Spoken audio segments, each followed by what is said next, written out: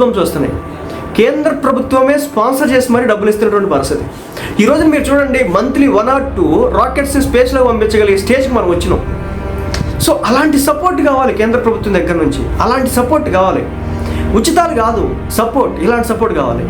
మళ్ళీ చెప్తున్నా, మత రాజకీయాలని డెవలప్మెంట్ని మీరు ఎప్పుడు కూడా బేరేజ్ వేయొద్దు, అది కరెక్ట్ కాదు. వాళ్ళ రాజకీయం వేరు, డెవలప్మెంట్ వేరు.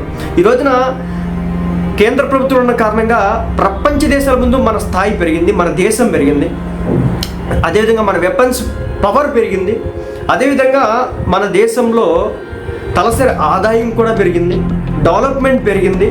సో అన్ని రకాలుగా ఈ రోజున మన దేశం ఒక స్థాయి నెక్స్ట్ లెవెల్లోకి వెళ్ళింది 2014 నుంచి 2024 మధ్యలో. కాబట్టి ఇది వర్త్ గెలుపుగా నేను భావిస్తాను. సో మొత్తానికైతే బీజేపీ పార్టీ గెలుపు చాలా అత్యద్భుతంగా అనిపించింది.